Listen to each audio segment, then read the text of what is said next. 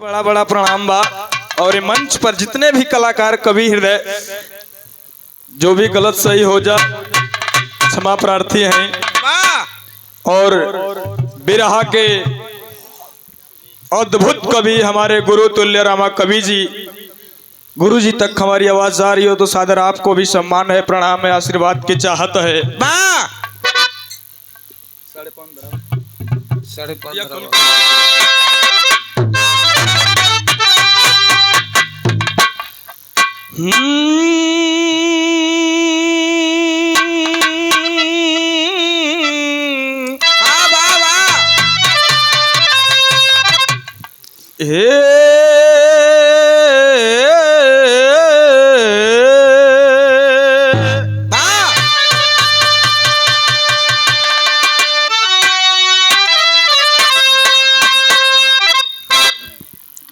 तो आया है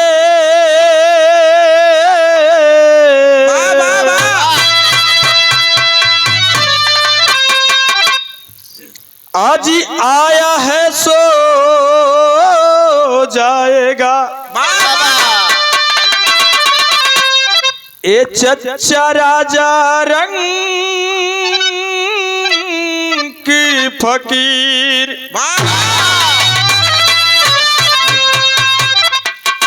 अरे कोई विमान पर चढ़ चले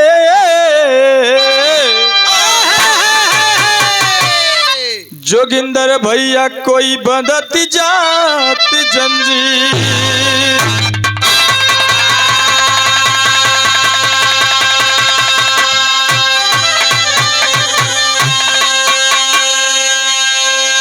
बहुत प्रकार का गीत सुन ली, बहुत प्रकार का नाच गाना इस गुरु दरबार में। असंचालक महोदय कलाकार छोट होकर या बड़ होकर अगर समय से आयल सीता सरोज का नाम अपने हाथ से लिखल हमरे पीछे लिए अपने घरे पहुंच गए आजमगढ़। वाह, यही सम्मान है कलाकारों का। मंच पर पैर तले रौंदे जाते हैं छोटे कलाकार, ऐसा नहीं होना चाहिए कहीं भी हो। एक लाइन एकदम सबके मिजाज में होकर और हमरे बात से जुड़ल बात होकर सबके सूट कर।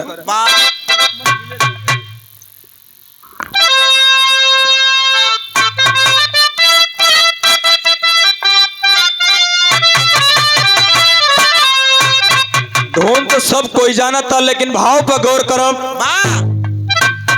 कि रहे सम्मान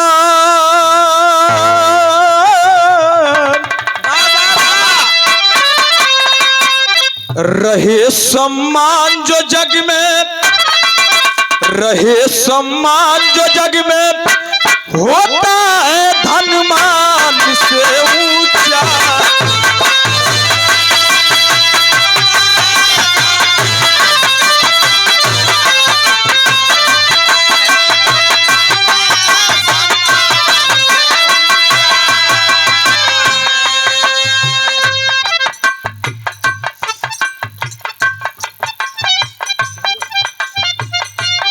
ये देखिए आपका नाम हमारे गुरु जी के पिता बिरहा सम्राट स्वर्गीय शिवमूर्त गुरु जी के नाम के राशि आपके कर कमलों द्वारा बहुत सारे रुपए का आशीर्वाद सादर सम्मान है आपका। इस दरवाजे आप हम जैसे कलाकारों को बुलाकर सम्मान करने का फैसला लिए। हालांकि इस मंच पर तो मैं इस बार पहली बार आया हूं, लेकिन बिरहा के एक स्तंभ आप भी हैं। आने वाली श्रेणी में आपका भी बिरहा में नाम होगा। ये हम जैसे कलाकारों की कोशिश होगी। घमंड नहीं है, ताज नहीं है, लेकिन प्रयास जरूर रहेगा। यही सम्मान है। रहे सम्मान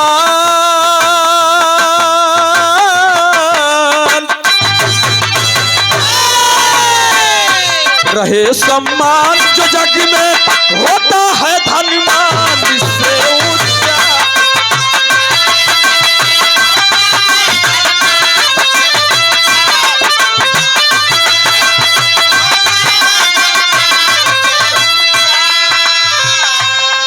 तो रहे सम्मान जो जग में होता है, अरे धनमान से ऊंचा।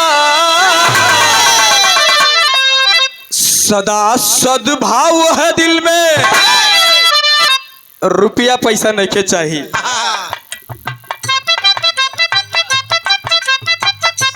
शशि भैया जो कि अभी आपके कलाकारी लोग देखे जे भी बा इतने बहुत बा, बहुत रुपए का आशीर्वाद सादर आपको सम्मान है, आपका भाई करता है भैया।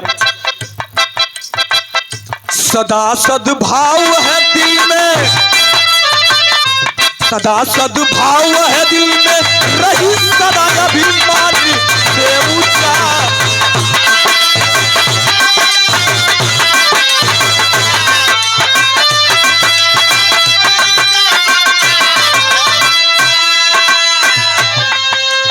यही सच्चाई ये गाँव के दुनिया गा के गईल, 3 जाने से अधिक हो गईल तो उस संसार में श्रेणी होती है।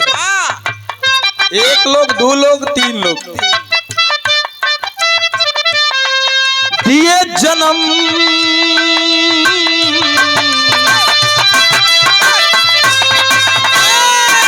दिए जन्म कर तारी जगत में सृष्टि पूरी बनाए।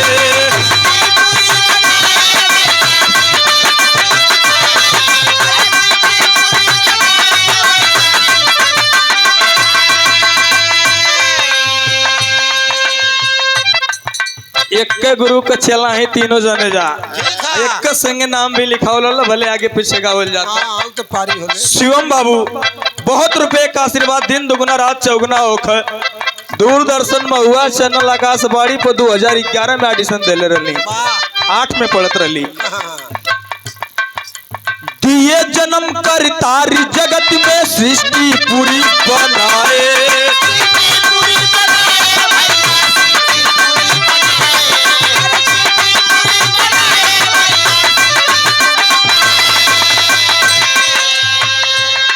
अरे केहू कयल्ला केहू कैश्वर, अरे केहू कयल्ला केहू कैश्वर, हे चच्चा घर घर देव पूजाते। जेकर पूर्णिमा मनावल जाता, अरे माता पिता का दर्जा, वो माता पिता का दर्जा, तो माता पिता का दर्जा होता है भाग्यवान।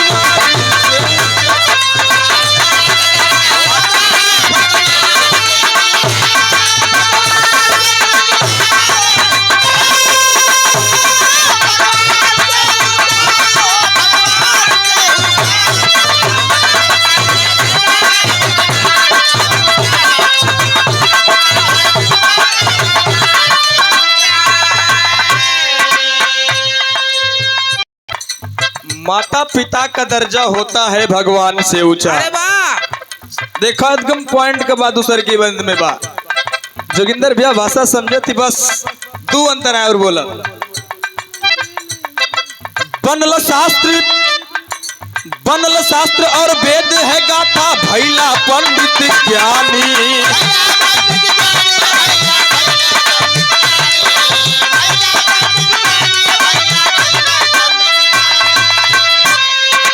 अरे आज ज्ञान विज्ञान का पूरी दुनिया भइल दीवानी,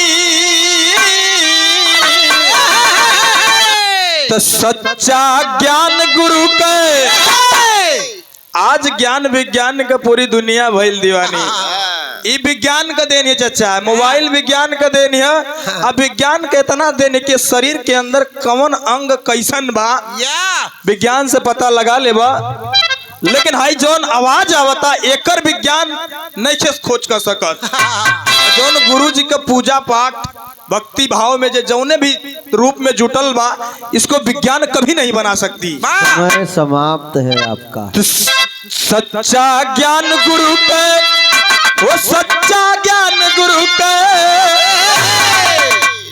कहलिए ना जोगिंदर भैया के छोटे कलाकार आए हैं, हम 6 बजे का यहाँ, और हम अगर टोकना चाहते कलाकार की सबका सम्मान करता है, मत गवाइयो अलग की बात है। संविधान 6 बजे का आए हैं, यहाँ लोग 12-2 बजे के आए हैं। अरे यार जब समय पॉइंट पकड़िए, इसीलिए मैंने मंच पे कहा। आप पहले बतावे, आप कुछ नहीं कर रहे हैं, बहुत कुछ कर रहे हैं, ठीक ना? हाँ इसलिए कह रहे हैं कि सम्मान नहीं है। क्यों कहेंगे बतावे आप? आपका नंबर तो वो गवाया जा रहा है, आपका सम्मान दिया जा रहा है। नंबर से नहीं गवाया, कि सच्चा ज्ञान गुरु के, अरे सच्चा ज्ञान गुरु के, तो सच्चा ज्ञान गुरु का पोथी और विज्ञान से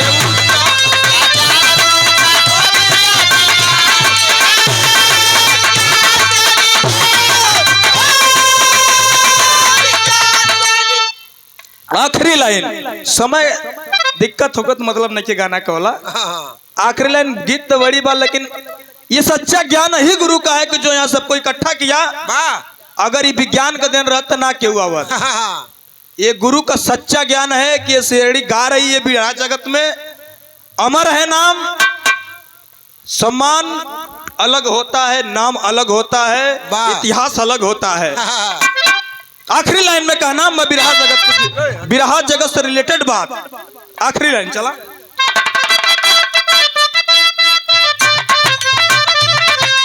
बिरहा बाग में, बिरहा बाग में कई गो वृक्ष पे सुंदर फूल खिलल बा।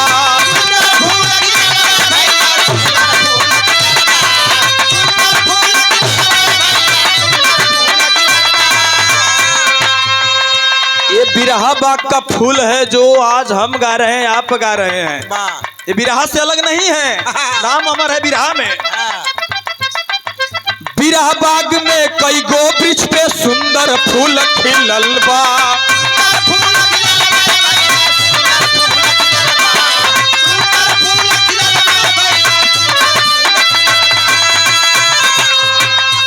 अरे कई घराना कभी धुरंधर, अरे कई घराना कभी धुरंधर, अरे गायक कभी निकलल बा। तो गद्दी गुरु बिहारी, ये चच्चा गद्दी गुरु बिहारी, अरे गद्दी गुरु बिहारी